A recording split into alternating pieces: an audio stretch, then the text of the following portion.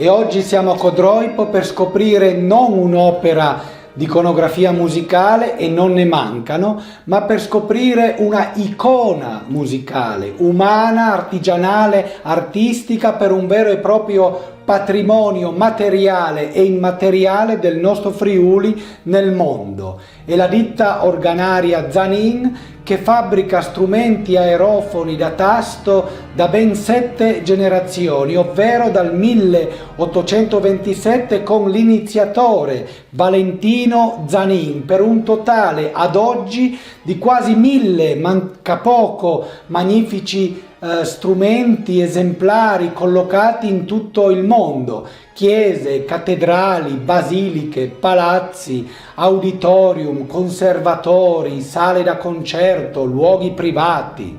Tutto made in Friuli, che sparge così le sue voci nella sua terra e in Italia, poi ancora nelle più grandi capitali d'Europa, nelle Americhe e in Oriente, ovvero in tutti i continenti. Vado breve perché sono stato nel luogo demiurgico dove si creano queste complesse e sublimi cattedrali sonanti di infiniti timbri ed espressioni, ovvero nella fabbrica, nell'officina, chiamatelo atelier, nella fabbrica artigiana, dove mi ha accolto il dottore laurea honoris causa, il grande ufficiale dell'Ordine al Merito della Repubblica Italiana, il maestro organaro Gustavo Zanin, che ha da poco compiuto 90 anni e ha una carica, una maestria, un'esperienza e una curiosità fuori dal tempo.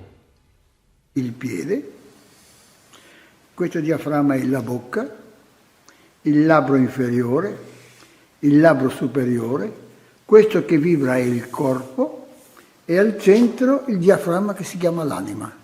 Pensa.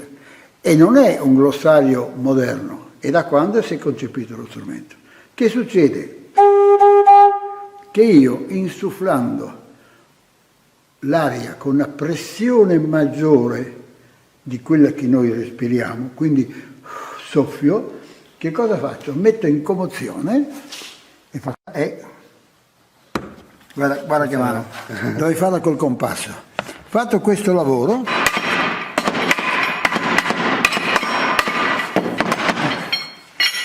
ti ho fatto il tubo, vedi, adesso questa è la bocca, vedi, della canna, dove fatto il piede e poi tagliata e saldata. Oltre ad avere questo aspetto, il cipresso l'aspetto dell'anima che esala verso il cielo, ha una capacità straordinaria che le radici sono molto repellenti, mi spiego, repellenti all'attacco dei cinghiali e dei maiali. Per cui quando si mette a terra una persona, lo si ricorda con l'anima che si esala verso il cielo, e le radici lo difendono perché i maiali, i cinghiali, non la mangiano. E ti rimane questo odore. In più, hanno la capacità di essere repellenti anche per le tarme e per gli altri. Quindi, se tu vuoi verificare se un mobile, un cassetto è antico veramente, devi tirare e annusare il fondo. Se sa di cipresso, quello è vecchio, se no è un moderno.